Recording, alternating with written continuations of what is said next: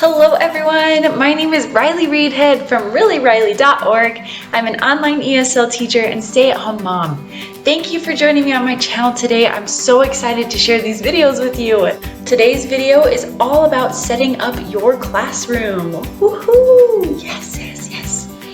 This video is for teachers applying for VIPKid or even teachers who have already applied and are getting ready to teach their first classes. Yay you! Whatever your reason for watching, I'm excited to share with you, and I hope you find some helpful things to implement in your own classroom. Let's get started. Your classroom is very important. It's a part of your students' experience. It helps students feel comfortable and welcome. It's also a tool that supports you and helps you successfully teach your students, and it's also an expression of who you are. So really just have fun making it your own space.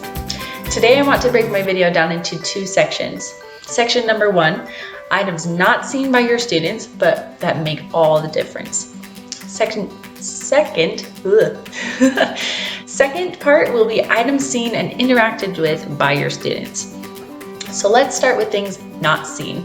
Number 1, internet connection. Before you can even apply and teach a class, you need to be sure that you have a stable and reliable internet connection. Your internet speed should be no lower than 20 Mbps, megabytes per second, I think. If you don't know what your internet speed is, you can Google internet speed test or search your computer for internet speed tests. Number 2, computer. Let's talk devices. When I started with VIPKid, I'm pretty sure you could only teach from a desktop and a laptop. Now, you can teach from a desktop, you can teach from a laptop, you can teach from a Mac or a Surface device.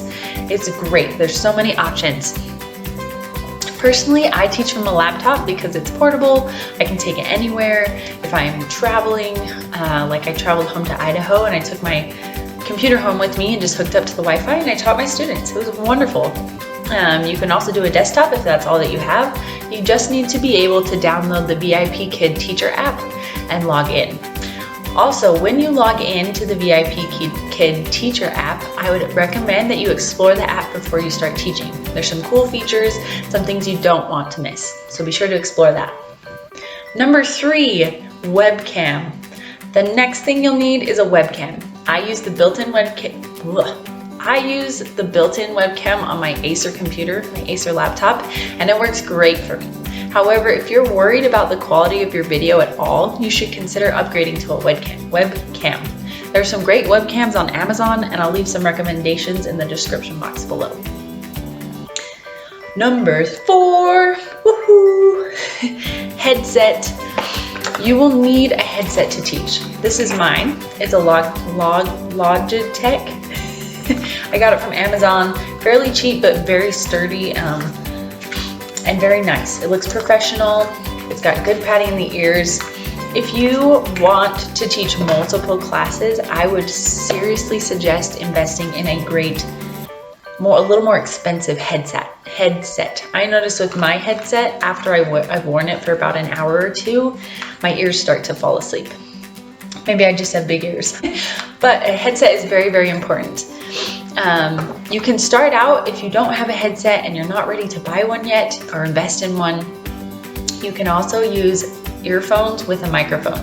This looks a little less professional, but it still works if you just need something to start out. Number 5, lighting. You will need to have a table or a floor lamp with LED light bulbs. LED light bulbs are very important because they direct the light rather than throwing it at all angles like a traditional halogen light bulb. Directing the light is important because you don't want your face to be shadowed. If you notice that your LED lights are hurting your eyes or making your face and background shiny, you can cover the light with parchment paper or a sheet. Just be sure that your lights can breathe because they can become very hot and it can damage your light fixture or your light bulb.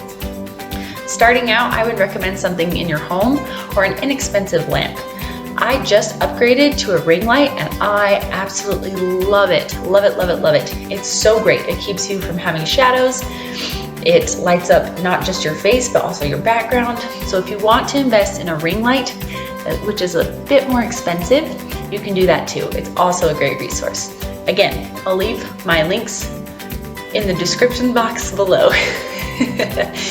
All right, we finished part 1, things not seen.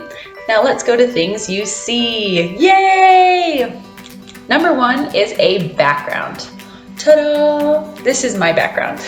It needs to be bright, it needs to be educational, it can be handmade or store-bought. So this mat I got from Target.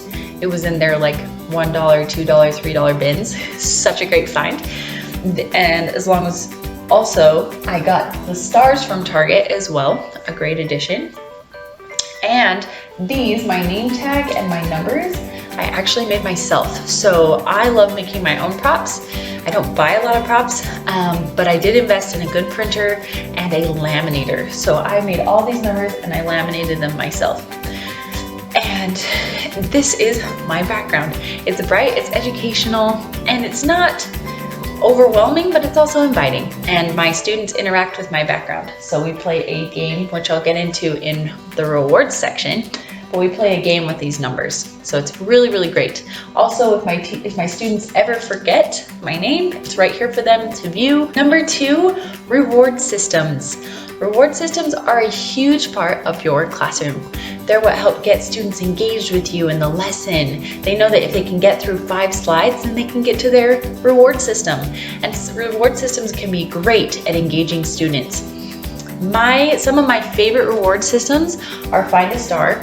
So as I said earlier, I made all of these numbers by hand, and underneath them, they have little rewards. So some of my students love Hello Kitty. So they have to find 5 Hello Kitties and earn 5 stars. So reward systems are great. They help engage the student. I also have for some of my older students, especially boys, I have a basketball hoop. No, honestly, I know those Nerf hoops are like $5–10 and I could just go buy one of those. I wasn't thinking about it when I first started. So I made my own. I'm also a huge basketball fan, so this is great. The kids will also I'll take basketballs to the back of my numbers and I'll have the kids find the basketballs, and then we get to shoot a basketball into the hoop. The boys love it. They absolutely love this one. For some of my younger students who might not have this strong enough language so that I can communicate all those instructions to them, I also have Monkey gets a banana. Banana. Monkeys love bananas. I also made this one, if you couldn't tell. But for my younger students, they love giving Monkey the bananas. And I will act like a monkey. They love that. So again, it's just small, simple things. With one of my regular students, I have to find ways to continue to engage her. So we did this trick where you hide an egg or a ball, maybe a coin, something that slides around under one of these cups. And they have to guess which cup the egg is under, and I'll mix them up in front of them. And then they have to guess all kinds of things. I spent hardly any money on that reward system. So they can be inexpensive, they can be things around your house, they can be store-bought, whatever you feel comfortable doing. Make sure you have some good reward systems. And I would say I probably use 3 or 4 reward systems, and I just rotate them between my students. I also have reward systems on my phone. So I have a build a pizza reward, I have a build a princess reward, all kinds of great things. And just some diversity, you know. I love having my reward systems on my phone because then that way everything is right there. But I also like having these homemade or store-bought reward systems because they are also great and they also help the students interact with real life things instead of technology. So just keep that in mind. Number 3, realia. So with my reward systems and some of my props as well, I like to bring in real things. So for example, one of the welcome songs or the warm-up songs has a paintbrush in it. So I'll bring my real paintbrush, paint things, paint the wall, paint my face, whatever. So realia, real life things that they can actually see and relate the word to a real life picture. Also, I use, when I'm doing my reward system with bananas and the monkey, I will sometimes bring out a real banana and I'll eat it in front of my class and they love it. Oh, they think it's so funny. So for some of my older students, I'll bring in real foods or a calendar, for days of the week, just different things.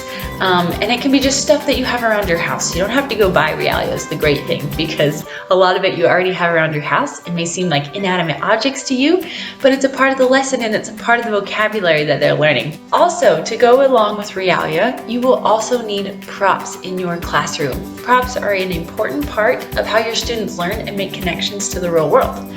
I have another video coming next week on my top 5 classroom props. This is going to be a great and very helpful video, so I really hope that you'll tune in to next week's video. Number 4 of things seen is you and your appearance. You are the most important part of your classroom, and your dress and your attitude say a lot about you. Make sure that you are well dressed. Sorry, but no pajamas.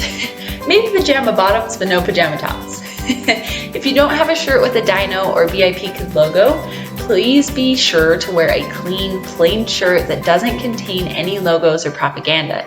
When I first started out, I didn't have this shirt. I bought it about a month or 2 into when I first started teaching, but I didn't have this shirt when I first started, so I just wore some plain, nice dress shirts that I had. Also, another tip that I suggest is that you do your hair and your makeup in the mornings. This is totally up to you. I do it because I look tired when I wake up in the mornings. I'm waking up at 4 or 4:30. Maybe some of you are waking up earlier, but I personally want to look like I'm excited and ready to go, like I haven't just woke up a half hour ago. So I do my makeup and my hair. I also do my makeup and my hair the same every day so that my students, especially new students, will recognize me from my pictures in my profile when they book me. The rule of thumb to remember with your appearance is that you don't want to look like you just rolled out of bed. You want to look like a professional because you are selling your services and you want students and parents to book you. So, just to review in closing, I want to hit all of the points. First, make sure you have a good internet connection. This is so important so that you can do your mock classes and you can teach your students without worrying about the video or the audio cutting out. Number 2, computer. There are lots of different devices that you can teach from, including a Mac or Surface device, or also a laptop or a desktop. You can choose, just make sure that you download the VIPKid teacher app so that you can log in and teach your classes. Number 3, webcam. Remember, I just use the webcam on my computer, but if you are worried about your video quality, get a good webcam, and I will leave links and descriptions to all of the things that I use in my classroom or have used in my classroom in the description box below. Number 4, a headset. Make sure if you're starting out and you don't want to invest in a headset yet, that you have headphones with a mouthpiece. The microphone, so that you can talk to your students and they can hear you and they're not getting all of the background noise. When you get a chance, I would definitely recommend upgrading to a headset. It's a great investment and it makes you look more professional. Number 5, lighting. Remember, you don't have to spend a ton of money, just make sure that you have LED light bulbs so that you're not casting shadows on your face, and it can be a table lamp or a standing lamp. It can have multiple heads, it can have one, whatever works for you. Use what you have in your home. Number 6 is an educational background. Make sure that it's bright, educational, and fun, and also welcoming, but also you. It has to be you. Number 7, good reward systems, engaging reward systems. Really try to think about what your student is interested in, and that will help you design your reward systems or find something that they like. Number 8, Realia. Use the stuff in your home. They're great props and they will help make your classes more interactive and more exciting. Number 9, Number 9 is your appearance. Make sure that you're coming to class professionally dressed and ready to teach with a great attitude and a great appearance. Just remember, like I said, to use what you have around your house if possible. If you want to upgrade later, you totally can. Don't feel like you have to spend a ton of money on nice new things unless you want to. Then go for it. Thank you so much everyone for watching this video. I hope you found it helpful and enjoyable. I've left some links in the description box below for different items from the video today. If you liked this video and you'd like more helpful content, please hit the subscribe button below and look for new videos each week. Coming up next week, I'll be doing a video on my top 5 props that I use in my classroom, which is something I didn't include in this video today, but props are also a very important part of your classroom, and I hope you'll join me next week for that video. Also, if you have any questions about the application process, or you just need help setting up your classroom, please see my email below in the description box. Don't be afraid to email me or leave a comment on this video. And I hope to see you again soon. Goodbye. Say hi. You love it? Like me on camera? This is my son. Say hi.